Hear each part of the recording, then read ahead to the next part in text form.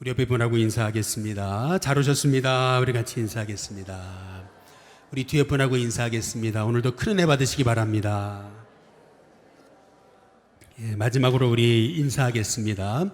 성도님이 우리 교회의 기둥이십니다. 우리 같이 인사하겠습니다. 할렐루야. 할렐루야. 기도해 주시고 우리 중보기도 이렇게 예배 전에 해주셔서 너무나 감사를 드립니다. 호스피스 운동의 선구자 역할을 했던 엘리자베스 퀴블러 로스라고 하는 분이 계십니다. 이분이 쓴 그 인생 수업이다라고 하는 그런 책이 있는데요. 근데 이 책에 보면은 이제 이런 얘기가 나와요. 이분이 이 퀴블러 로스라고 하는 분이 운전을 하고 가는데 앞에 차가 급정거를 하는 거죠. 그래서 자기도 할 수 없이 급정거를 하게 됐는데 그 순간 이렇게 딱 백미러를 쳐다보니까 뒷차가 자기 급정거를 하는 것을 이제 못 본 것 같아요. 그래서 뒷차가 갑작스럽게 이제 자기 차를 뒤에서 딱 박는 순간이었는데요. 보통 이런 상황이 되면은 이제 대부분의 사람은 어떻게 되냐면은 더 핸들을 꽉 잡죠. 더 그냥 흔들리지 않으려고 더 이렇게 힘을 주죠. 그런데 이분은 순간 그냥 핸들을 이렇게 놓게 되더라는 거예요. 순간 그냥 하나님께 다 맡겼대요. 그냥 힘을 빼고. 아니나 다를까 아주 대형 사고였다라는 거죠. 그래서 차는 폐차가 될 정도로 그렇게 찌그러졌는데 이 퀴블러 로스라고 하는 분은 정말 타박상 하나 없이 그렇게 정말 멀쩡하게 그렇게 살게 됐다는 거예요. 현장에 왔던 경찰이 그 광경을 보고 얘기를 듣고 이제 이렇게 얘기하더라는 거죠.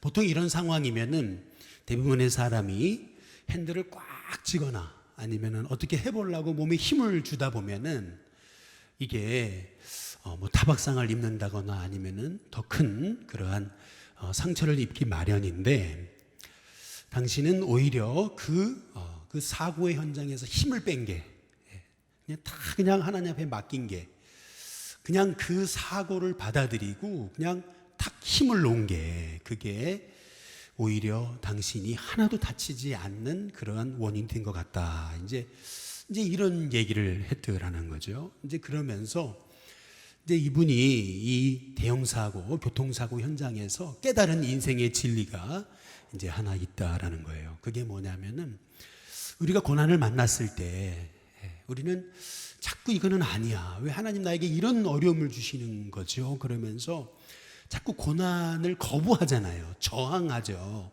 자꾸 원망해요. 그런데 자기가 그 큰 이 교통사고를 통해서 깨달은 건 뭐냐면 고난이 올 때 오히려 하나님 앞에 힘을 빼고 그냥 맡기는 거. 그 고난까지도 그냥 받아들일 때 오히려 그 고난을 통해서 새로운 그런 하나님이 일하시는 것을 보게 되더라라고 하는 이제 그러한 인생의 중요한 교훈을 이제 발견하게 됐다라는 것이죠. 이제 오늘 이 베드로가 겪은 이 상황이 바로 그런 상황이거든요. 우리 사도행전 12장 한번 6절에 보시면은 거기 보면 헤롯이 잡아내려고 하는 그 무슨 밤이요? 전날 밤이다. 한번 따라해 보겠습니다. 전날 밤.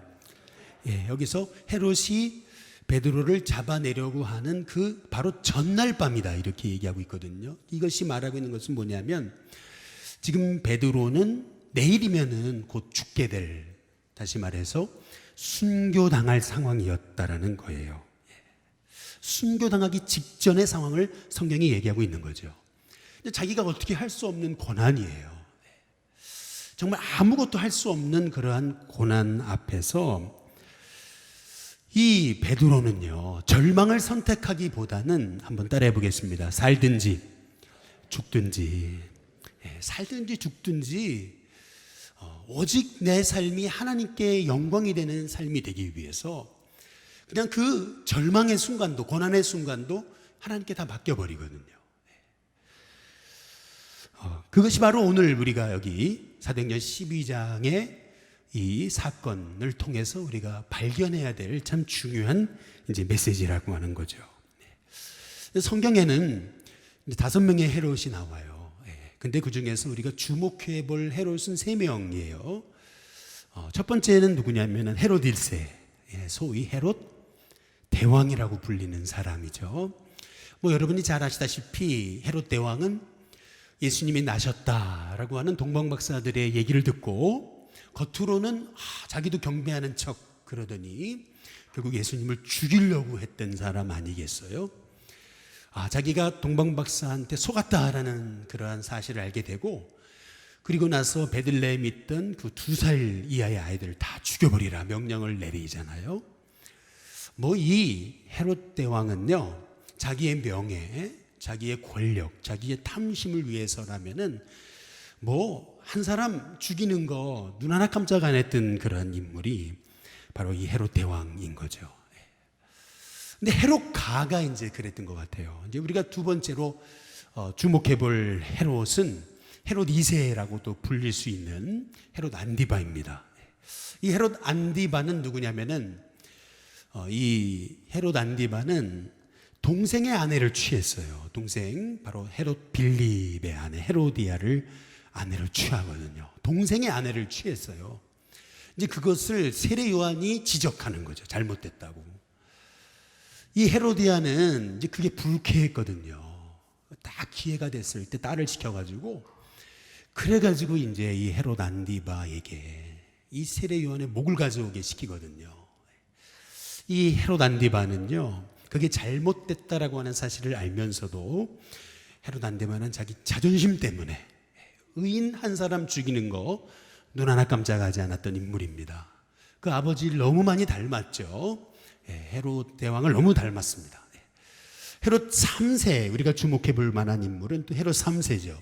이 헤롯 3세라고 불릴 수도 있는 오늘 이 말씀의 주인공, 바로 헤롯 아그리파 1세입니다. 오늘 사도행전 12장의 주인공, 여기 헤롯이라고 불리우는 사람이 헤롯 아그리파 1세예요. 우리가 왜 이 사람을 주목해 봐야 되는 거냐면, 이 사람은 헤롯 대왕보다 더 넓은 이스라엘을 통치했습니다. 이 아그리파 1세가 자기 이 헤롯 대왕보다 더 넓은 이 이스라엘의 영역을 통치했다는 것은, 이 헤롯 아그리파 1세는 얼마나 정치적인 수완이 대단한 사람인가, 얼마나 이 사람이 영민하고 기민한 사람인가라고 하는 걸 알 수 있는 대목이죠. 근데 특히 우리가 이제 주목해 볼 것은 뭐냐면은, 이 헤롯 가문은 정통 유대인 가문이 아니었다는 거죠. 유대인의 왕, 자칭 유대인의 왕이라고 불리고 있지만은, 그러나 그들은 유대인의 왕이 아니었어요. 그들의 피에는 이두메 족속의 피가 섞인 거죠. 이두메라고 한다면 소위 그 에돔 족속의 후예거든요. 에서의 후예. 이 에서의 후예들은 실은 이스라엘 사람들에게 있어서 이방인 취급을 받던 그러한 족속이었던 거죠. 이게 늘 핸디캡이었어요, 이 헤롯 가문은. 그래서 로마에게도 잘 보이려고 애썼을 뿐만 아니라 유대인들에게도 환심을 사기 위해서 헤롯 대왕은 하나님을 경배하지도 않으면서도 자기가 유대인의 왕이다라고 하면서도 바로 헤롯 성전을 지었던 거죠. 86년 동안. 자기가 죽은 다음에까지도 계속 헤롯 성전의 역사는 계속되고 있었어요. 그 정도로 어마어마한 성전을 지어서 유대인들의 환심을 사기 위해서. 근데 마찬가지로 지금 여기 헤롯 3세라고 불릴 수 있는 아그리파 1세의 경우도 유대인들에게 환심을 사야 되거든요. 어떻게든 환심을 사야 되다 보니까 이제 야고보를 순교시킨 거예요. 야고보를 순교시켜 보니까 이스라엘 백성들이 얼마나 좋아해요. 그리스도인이 예수님의 부활을 증거하니까 가시 같은 존재였는데, 딱 야고보를 순교시키고 나니까 유대인들이 너무 좋아하잖아요. 그러니까 또 한 명의 그 초대교회, 바로 예수님의 12제자 중에 최고의 제자인 베드로를 감옥에 가둔 거죠. 죽이려고. 그런데 마침 그때가 언제였냐면 무교절이라 그랬어요. 한번 따라해 보겠습니다. 무교절. 이제 무교절이 뭐냐면은, 이제 6월절이 시작되고 금요일 저녁에 시작되고부터 시작해가지고 그래서 7일 동안 누룩이 없는 빵을 먹었다 해가지고 무교절이에요. 누룩이 없는 빵을 먹는 절기. 저도 이스라엘에 가서 무교절을 지켜본 적이 있는데 이게 얼마나 빵이 맛이 없는지 몰라요. 이 누룩을 넣지 않았기 때문에 누룩을 넣지 않은 그 무교병을 먹었다 해가지고 무교절인 거예요. 근데 이 무교절은 바로 이스라엘 백성들이 그 유월절을 기념하는 절기거든요. 이스라엘의 최고 축제이거든요. 이 최고 축제에는 보통 그 죄수인 사람을 풀어줬어요.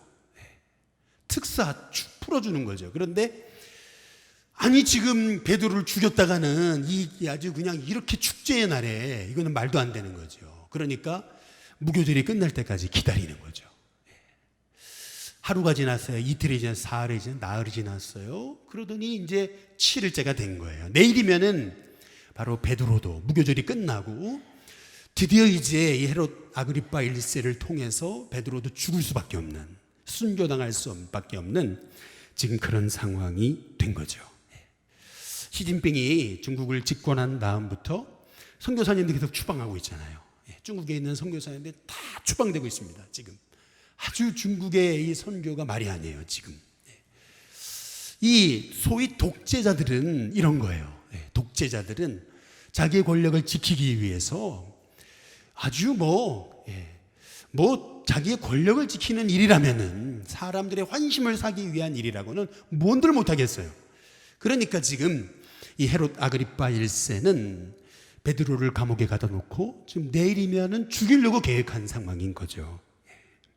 우리는 여기서 아주 중요한 영적 사실 3가지 아주 중요한 사실을 우리가 알게 되는 것입니다. 먼저 첫 번째는 뭐냐면 하나님은 가장 절망적인 순간에, 어떤 순간에요? 절망적인 순간에 인간이 전혀 생각하지 못한 방법으로 하나님은 역사하신다는 겁니다. 한번 따라해 보겠습니다. 하나님은 역사하신다. 옆에 분한테 한번 인사해 보겠습니다. 하나님은 지금도 역사하십니다. 한번 인사해 보겠습니다. 그런데 언제요? 가장 절망적인 순간에 인간의 생각을 뛰어넘어서 하나님은 지금도 역사하신다. 여기서 오늘 볼 수 있는 영적 사실인 거죠. 사도행전 12장 4절에 보면은 잡음에 옥에 가두어 그랬어요. 군인 넷씩인 네 패에 맡겨 지키고 그랬거든요. 베드로를 이렇게 가뒀다는 겁니다. 12장 6절에 보면은 헤롯이 잡아내려고 하는 그 전날 밤에 베드로가 누구 틈에서요? 두 군인 틈에서 두 사슬에 베었다 그랬어요. 누워 자는데 파수꾼들이 문 밖에서까지 이 베드로를 지켰다. 옥에서 지켰다. 이제 이렇게 얘기하거든요. 지금 여기 성경에서 말하고 있는 내용은 뭐냐면 굉장히 절망적인 상황을 설명하고 있는 거예요. 이 상황이 왜 이렇게 절망적인 상황인 거냐면은 먼저 첫 번째로 도대체 헤롯이 어떤 사람이었냐는 거죠. 지금 여기 헤롯은요 피눈물도 없는 사람이에요. 지금 뭐 베드로 한 사람 죽이는 거 이거 아주 별거 아닌 걸로 생각하고 이 헤롯도 굉장히 영민한 사람이거든요. 이 사도행전 12장 앞에 부분에 보시면은 베드로가 감옥에 갇혔다가 2번이나 기적적으로 풀려나거든요. 하나님의 도우심으로 풀려나요. 지금 3번째 갇힌 거예요. 이 헤롯도 들었을 거예요. 그래서 이 헤롯이 그냥 만만하게 이 베드로를 지금 옥에 가둔 게 아니에요. 헤롯은요 베드로가 도망가지 못하도록 아주 철통같이 지킵니다. 어떻게 지켰냐면은 오늘 성경에 아까 읽으신 듯이 어떻게 지킨 거냐면은 보통 수갑을 채우면 이렇게 채워야 되잖아요. 근데 이렇게 채우지 않고 오른쪽에 로마 병사를 왼손에다가 이렇게 수갑을 채우고 또 왼편에 이 로마 병사 오른손에 수갑을 채워가지고 이렇게 같이 수갑을 채운 거죠. 로마 병사들과 함께. 그래서 감옥에 이렇게 같이 갇힌 거예요. 뿐만 아니라 지금 옥 바로 밖에 지금 파수꾼이 지키고 또 그 감옥을 들어오는 또 그 정문 앞에 이 파수꾼을 세워놨어요. 이렇게 4명이 4계조로 총 16명이 지금 이 베드로를 지키고 있는 거예요. 이 지금 상황이 얘기하는 것은 뭐냐면은 이게 얼마나 절망적인 상황이냐는 거예요. 더구나 내일이면은 베드로는 헤롯의 손에 순교하게 될 상황이었다는 거죠. 지금 지금 베드로가 지금 할 수 있는 것은 아무것도 없었던 거예요. 인간의 힘으로 아무것도 할 수 없어요. 초대교회도 아무것도 할 수가 없어요. 지금 아무것도 할 수 없는 그런 절망적인 상황에 처했음을 이제 성경이 말하고 있는 거죠.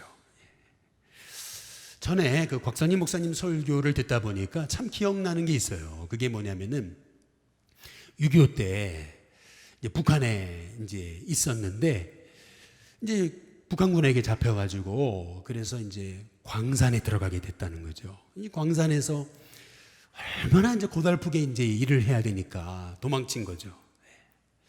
어디로 도망쳤냐면은 아주 산 깊은 북한의 골짜기 산 꼭대기에 이제 숨어 들어갔는데 이제 보니까 자기만 도망친 게 아니고 거기 보니까 여러 사람이 도망쳐 나왔더라는 거죠.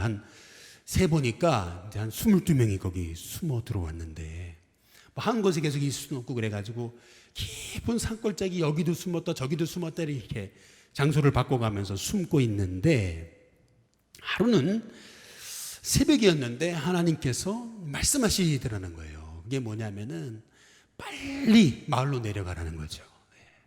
아니 너무나 하나님의 음성이 너무나 강력해가지고 그걸 거부할 수 없더라는 거죠. 빨리 내려가라는 거예요, 마을로.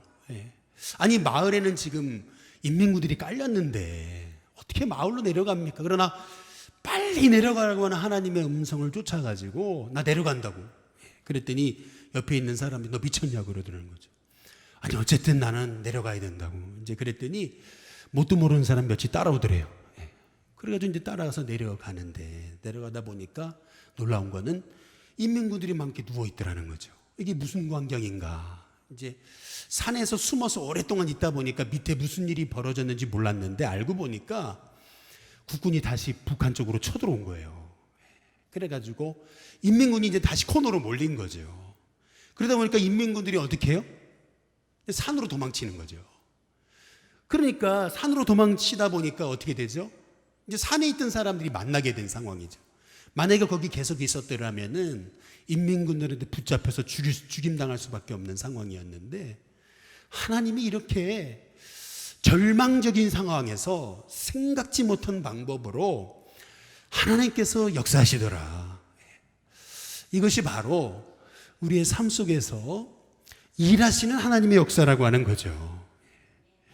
그렇다면 이런 절망적인 상황에서 교회가 어떤 일을 했냐는 거죠. 사도행전 12장 한번 5절을 보시면은 같이 한번 읽어보겠습니다. 함께 있습니다. 시작. 이에 베드로는 어떻게 됐어요?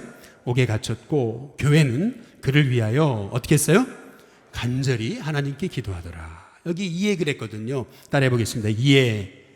이해라고 하는 것은 뭐냐면 이렇게 절망적인 상황이지만 이렇게 아무것도 인간적으로 할 수 없는 상황이지만 이미 야고보는 순교했어요. 그리고 베드로도 내일이면 순교당할 상황이에요. 아무것도 우리가 할 수 있는 일이 없어요. 그러나 이런 상황이지만 절망적인 상황이지만 그러나 교회는 어떻게 했다고요? 베드로를 위해서 끊임없이 포기하지 않고 그 다음 어떻게 해요? 간절히 하나님께 뭐 했어요? 기도하더라. 여러분이 또한 저도 인생을 살다 보면은 이렇게 베드로가 옥에 갇혔고 라고 하는 말씀처럼 우리가 아무것도 할 수 없는 상황이 벌어질 때가 있잖아요. 인생이 옥에 갇힌 것 같아요. 내 삶의 환경이 옥에 갇힌 것 같고 내 자녀가 옥에 갇힌 것 같아요. 내가 할 수 있는 일이 아무것도 없어요. 정말 절망적인 상황이죠. 낙심할 수밖에 없는 상황이에요. 그러나 베드로는 옥에 갇혔지만 그러나 교회는 그를 위해서 간절히 하나님께 뭐라고요? 기도하더라. 여러분 이것이 저와 여러분의 믿음의 고백이 될 수 있게 되기를 주님의 이름으로 축복합니다. 한국 CCC 청취자인 우리 김중건 목사님이 일본에서 있었던 얘기를 하는데요. 어떤 한 일본의 그리스도인이 어떻게 하면은 나의 사업을 통해서 선한 사업을 할 수 있을까? 그래서 기도하던 중에 이제 큰 땅을 사가지고 거기다 이제 과일 나무를 심은 거죠. 과수원을 하게 된 거죠. 이제 어느덧 이제 과일 나무는 자라고 그리고 이제 과일을 수확하게 될 시점에서 아니 느닷없이 갑자기 뭐 어디선가 나타나는지 모르는 그 벌레들이 막 끊임없이 그냥 이 나무를 이 열매들을 갉아먹기 시작하는데 아무리 그냥 벌레를 잡아도 끝이 없더라는 거죠. 너무 정말 절망적인 상황에 하나님의 부르짖기를 하나님이 이 많은 2,000그루나 넘는 이 과일 나무들을 어떻게 우리가 이 벌레들을 다 죽입니까? 밤새도록 하나님 도와달라고 이제 기도를 하는데 다음 날 새벽에 정말 어디서 온지 모르는 새떼들이 몰려오더니 이 과일은 가만히 놔두고 벌레들만 다 잡아먹더라는 거죠. 우리의 삶에 이러한 하나님이 하시는 생각지 못한 일들이 벌어지거든요. 그런데 우리는 또 이렇게 또 하나님께 반문하기도 해요. 그게 뭐냐면은 아니 초대교회 교인들이 기도를 베드로를 위해서만 했겠냐고, 야고보를 위해서는 기도 안 했겠냐고. 근데 아니 야고보는 순교했지 않냐고. 그러면 야고보는 어떻게 되는 거냐고. 이제 이렇게 질문할 수 있거든요. 옳은 질문입니다. 대답하기는 다 하나님의 주권이죠. 하나님의 계획을 우리의 작은 생각으로 판단하기 어렵죠. 그러나 우리가 베드로는 순교했고 지금 이 야고보는 순교했고 베드로도 순교당하는 상황에서 어차피 야고보도 죽었는데 뭐 베드로를 위해 기도한다고 무슨 변화가 있나라고 생각하고 우리가 기도마저 하지 않는다면은 하나님이 이 고난을 통해서 계획해 놓으신 분명한 뜻이 있을 텐데 여러분 우리가 그 하나님의 계획과 뜻을 어떻게 우리가 다 알 수 있겠느냐는 거죠. 여러분 우리는 하나님의 그 오묘하신 뜻을 다 헤아릴 수는 없습니다. 왜 야고보는 순교시키시고 왜 베드로는 살려주셨나? 우리는 그 오묘하신 뜻을 다 이해할 수는 없어요. 그러나 그럼에도 불구하고 이에 베드로는 옥에 갇혔지만은 그러나 교회는 그를 위해서 간절히 기도했던 것처럼 저와 여러분도 정말 우리가 아무것도 할 수 없는 그 상황의 때에 기도할 수 있는 저와 여러분이 되시기를 주님의 이름으로 축복합니다. 오늘 우리 중보팀이 이제 단기 선교 중보팀이 미리 6시에 와서 기도하는 모습을 보니까 참 마음이 이렇게 감동이 되고 뭉클하죠.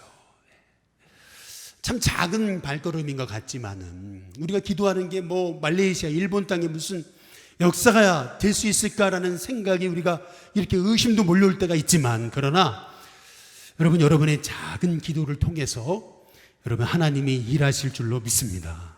이게 작은 걸음이 아닌 이것이 하나님이 너무 기뻐하시는 걸음이라 믿고 우리는 하나님이 어떻게 역사하실지 모르니까 하나님께 우리 인생을 맡기고 절망의 상황에도 기도할 수 있는 저와 여러분이 다 될 수 있기를 주님의 이름으로 축복합니다. 그래서 이제 기도의 결과, 증거를 여기서 이제 우리가 볼 수 있는 건데 그것은 뭐냐면 이렇게 절망적인 상황에서 베드로는 뭐 하고 있었냐는 거죠. 사도행전 12장 6절에 보면은 헤롯이 잡아내려고 하는 그 전날 밤에 베드로가 두 군인 틈에서 두 사슬에 매여 그 다음 뭐죠? 누워잤다 그랬어요. 누워잤다. 아니 우리가 생각할 때 야 베드로가 정말 피곤하긴 피곤했나 보다 뭐 이렇게 아니 어떻게 이렇게 잠꾸러기처럼 내일 죽게 생겼는데 자나 이제 이런 생각을 할 수도 있죠. 그런데 그런 게 아닌 게 사도행전 12장 7절에 보면은 이제 12장 7절 거기 보시면은 같이 한번 읽어볼까요? 같이 있습니다. 시작. 호련히 주의 사자가 나타나매 옥중에 광채가 빛나며 또 베드로의 옆구리를 어떻게 해요? 아주 쳐서 깨웠다 그랬거든요. 베드로의 옆구리를 어떻게 해요? 쳤다 그랬거든요. 한번 절 보시면은 한번 다 같이 한번 해볼까요? 쳤다는 게 뭐예요? 딱 쳤다는 거거든요. 이게 성경적인 표현은 뭐냐면 어퍼컷을 날린 겁니다. 이게 무슨 말이냐면 그냥 흔들어 깨운 게 아니에요. 이게 성경의 원어상을 보면은요 꼭 그냥 아주 그냥 있는 힘을 다해서 뭘 내리치듯이 그렇게 그냥 쳤다라는 거거든요. 이것이 의미하는 것은 뭐냐면은 베드로가 그냥 잠든 게 아니에요. 아주 깊이 잠든 거예요. 이것이 의미하는 것은 뭐냐면은 여러분 지금 내일 베드로가 죽게 생겼습니다. 이 사형수들을 담당했던 그 교도관들의 얘기를 들어보면은 사형수들한테 미리 사형당할 날짜를 안 알려준대잖아요. 미리 안 알려준대요. 왜냐하면 미리 알려주면은 이 사람들이 말이죠 이상행동을 한다는 거죠.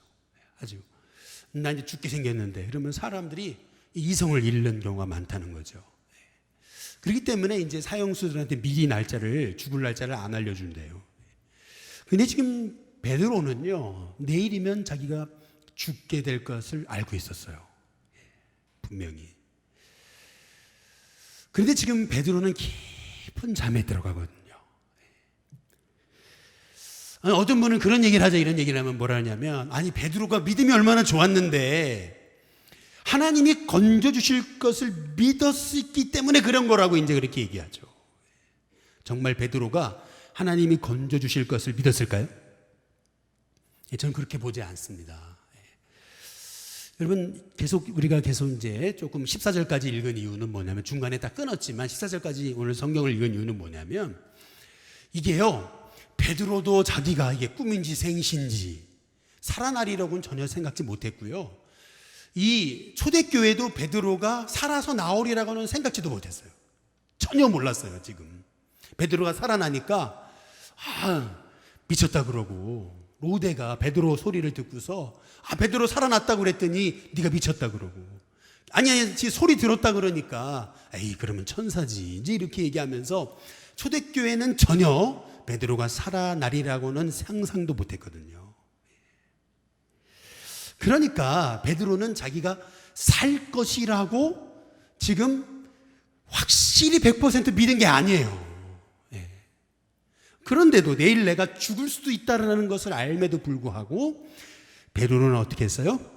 평안했다는 거거든요. 그러면 우리는 이렇게 질문할 수밖에 없어요. 그게 뭐냐면 아니 베드로가 그렇게 내일 죽게 되는 상황에서도 베드로가 그렇게 평안히 담대히 그렇게 깊은 잠을 청할 수 있었던 원인이 어디 있겠냐는 거죠. 여러분 내일 여러분 죽게 생겼어요. 잠이 오겠습니까? 베드로처럼 옆구리를 쳐가지고 깨울 정도로 그렇게 여러분 잠이 오겠느냐는 거예요. 내일 죽게 생겼는데 못 자죠. 근데 하나님은 베드로에게 깊은 잠을 허락하시거든요. 그 이유가 어디 있었냐는 거예요. 이게 중요한 겁니다. 오늘 말씀의 핵심이에요. 빌립보서 4장 한번 13절에 그 키워드가 그 힌트가 있습니다. 사도 바울의 고백이지만은 같이 한번 읽어보겠습니다. 함께 있습니다. 시작. 내게 능력 주시는 자 안에서 내가 모든 것을 할 수 있느니라. 한번 따라해 보겠습니다. 내게 능력 주시는 자 안에서. 여러분 사실은 이 말씀이 성경의 말씀 중에서 가장 사람들이 오해를 많이 하는 성경 구절입니다. 이게 무슨 말이냐면 이제 많은 사람들이 이 말씀을 보면은 이 말씀만 보고 어떻게 생각하냐면은 한번 따라해 보시죠. 불가능은 없다. 이렇게 해석하거든요. 그래가지고 이 말씀을 가지고 이제 많은 분들이 그렇게 얘기하죠. I can do, you can do, we can do 뭐 이러면서 뭐 긍정적인 사고방식의 대표적인 구절이 이 구절이죠. 그런데 사실은요, 이 말씀이 그런 말씀이 아닙니다. 그런 말씀이 아니에요. 사실은. 여러분 이 말씀의 진정한 의미는 거기 11절 앞에 그리고 12절에 있어요. 거기 보면은 11절에 보면은 이렇게 얘기하죠. 뭐라 그러냐면 내가 궁핍함으로 말하는 것이 아니라 그 다음 뭐죠? 어떠한 형편에든지 나는 자족하기를 뭐예요? 배웠다. 12절에 다 같이 한번 읽어보시죠. 같이 있습니다. 시작. 나는 비천에 처할 줄도 하고 그 다음 뭐죠? 풍부에 처할 줄도 알아. 모든 일 곧 배고픔과 배고픔과 풍부와 궁핍해도 처할 줄 아는 일체의 비결을 뭐라고요? 배웠노라. 여기 배웠다라는 말이 두 번 나오죠. 이 배웠다는 말은 뭐냐면 그냥 모르는 거 하나 알았다 이런 얘기가 아니라 이게 거의 습관이 됐다는 거예요. 마음의 습관. 이게 무슨 말이냐면 이런 겁니다. 여기서 중요한 키워드가 되는 말씀이 뭐냐면 한번 따라해 보겠습니다. 형편이든지 어떠한 형편이든지라는 말씀이에요. 이게 아주 중요한 말씀이에요. 이게 왜 이렇게 중요한 얘기냐면 지금 바울이 얘기하는 게 뭐냐면 I can do, you can do, we can do 이 얘기가 아니에요. 내 인생에 불가능은 없다 이 얘기가 아닙니다. 지금 내게 능력 주신 자 안에서 내가 모든 것을 할 수 있다는 말의 의미는 거기 11절, 12절, 13절을 통해서 봐야 되는 거예요. 이게 무슨 말이냐면은 바울이 지금 얘기하는 건 이거예요. 나는 가난한 상황에서도 그리고 배고픈 상황에서도 고난의 상황에서도 심지어는 순교의 상황을 만날지라도 그것을 하나님의 뜻으로 받아들이는 그 일체의 비결을 배웠다는 거예요. 이게 무슨 말이냐면 그거예요. 살든지 그다음 뭐예요? 죽든지예요. 죽음까지도 하나님께 맡기는, 절망까지도 하나님께 맡기는, 고난까지도 내 삶에 하나님의 계획 중에 하나인 것을 받아들이는 일체의 비결을 배웠다는 거예요. 무슨 말이냐면 이런 거예요. 베드로가 지금 갖고 있는 생각은 이거예요. 살아도 살게 된다면 내가 나가서 더 주의 일을 하는 거예요. 그러나 죽게 된다면 어떻게 되는 거죠? 죽게 된다면 나는 하나님 품에 가서 영광의 면류관을 쓸 거예요. 이게 무슨 말이죠? 생사여탈권을 하나님 앞에 다 맡겼다는 거예요. 다 맡겼어요. 성공만 하나님의 뜻이 아니고 실패를 통해서도 하나님이 일하신다는 것을 나는 배웠다는 거예요. 그래서 성공했을 때만 하나님이 역사하시는 것이 아니라 이 실패를 통해서도 하나님이 내 삶을 통해 일하신다. 그래서 어떤 환경과 상황에서도 하나님이 내 삶에 일하실 것임을, 그것을 믿는 일체의 비결을 내가 배웠다는 거예요. 저는 우리 일신교회 성도님들의 삶에 성공해도 하나님 앞에 영광이고 여러분 실패해도 그 가운데 하나님의 계획이 있음을, 내가 살아도 주를 위해 사는 것이고 그 다음 뭐예요? 죽어도 주를 위해 사는 거죠. 내가 부유해도 하나님의 뜻대로 사는 거고 가난해도 내가 피곤해지지 않고 낙심하지 않고 그 가난을 통해서 계획하신 그 하나님의 뜻도 배워가면서 여기 이 고난도 하나님께 맡기고 오히려 그 고난을 통해서 오히려 하나님이 또한 내 삶에 내가 알지 못했던 새로운 일을 이루실 것을 믿으면서 고난조차도 하나님께 맡기고 믿음 안에 살아가는 일체의 비결을 여러분 배울 수 있는, 그래서 내게 능력 주시는 자 안에서 내가 모든 것을 할 수 있는 참 믿음의 사람들이 될 수 있게 되기를 주님의 이름으로 축복합니다. 이 말씀만 드리고 마치겠습니다. 유기성 목사님의 책에 보면은 1시간 기도라는 책이 있습니다. 이 책에 보면은 부산에서 목회하시는데 참 신실한 권사님이에요. 새가족 얼마나 잘 섬기고 그리고 전도에도 앞장서는 최고 권사님이에요.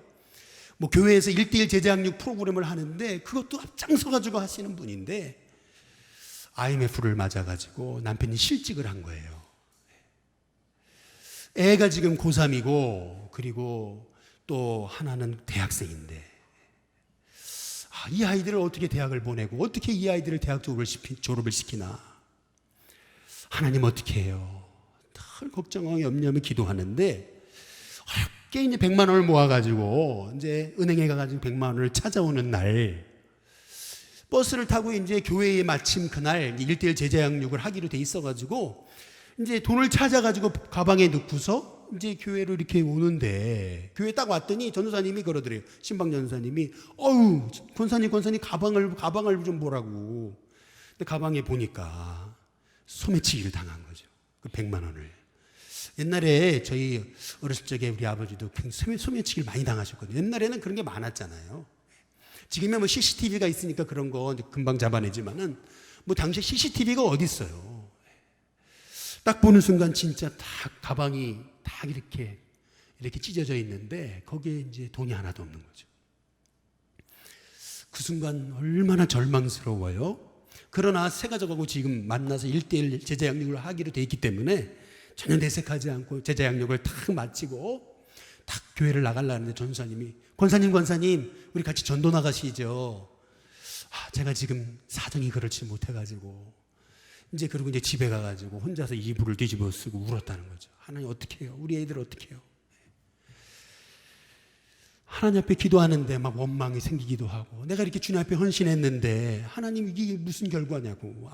남편은 남편은 실직하고 또 그렇게 어렵게 모은 100만 원도 이렇게 없어지고 하나님 뭐냐고 막 원망하고 있는데 순간 정신이 버떡 들더라는 거죠.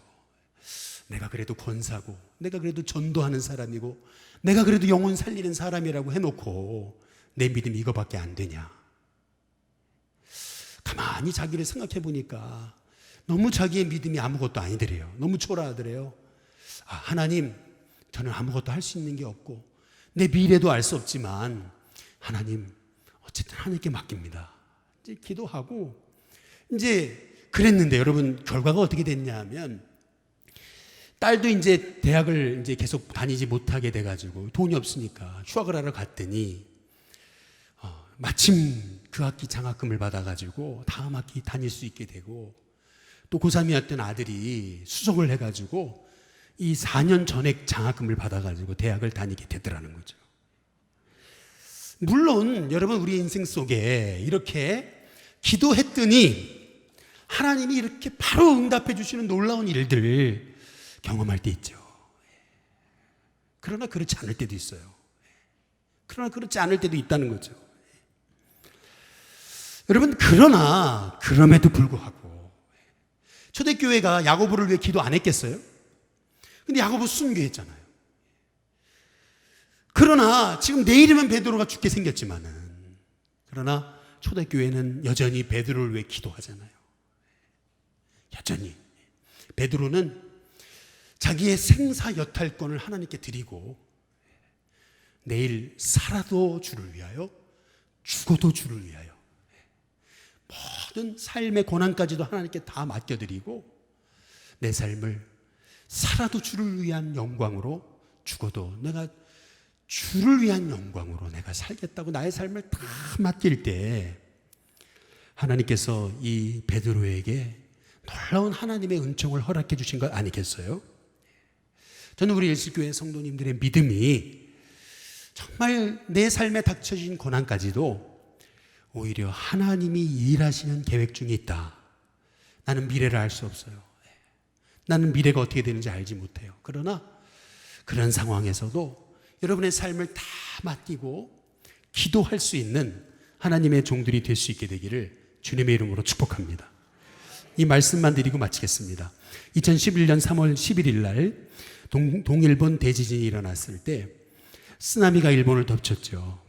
1697명이 사망하고 1만 2412명이 행방불명됐습니다. 어마어마한 숫자가 죽고 행방불명된 거죠.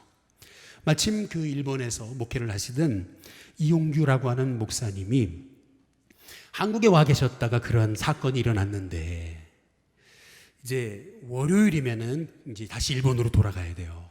주일날 오후에 청년들을 앞에 놓고 설교하는데 이런 설교를 하시더라는 거죠. 여러분, 청년들이요, 저는 지금 세상에서 가장 안전한 곳으로 갑니다. 아니, 가장 위험한 곳, 그곳에 가고 있으면서 가장 안전한 곳이라니요? 사람들이 의아해했죠. 근데 이 목사님이 그런 얘기를 하더라는 거죠. 전 세계의 그리스도인들이 그 일본 땅을 위해서 지금 그 일본의 영혼들을 위해 기도하고 있는 바로 그곳이 가장 안전한 곳이 아니냐는 거죠. 오히려 기도 없이도 살 수 있는 것처럼 착각하고 있는 한국 땅이, 기도 없는 한국 땅이 가장 위험한 곳이 아니냐는 거예요. 저는 우리 일신교회 성도님들, 여러분, 기도가 있는 곳이 가장 안전한 곳입니다. 기도하는 하나님의 백성이 있는 곳이 가장 안전한 곳이에요. 초대교회가 베드로를 위해 기도하잖아요. 어떤 역사가 일어날지 아무도 몰라요.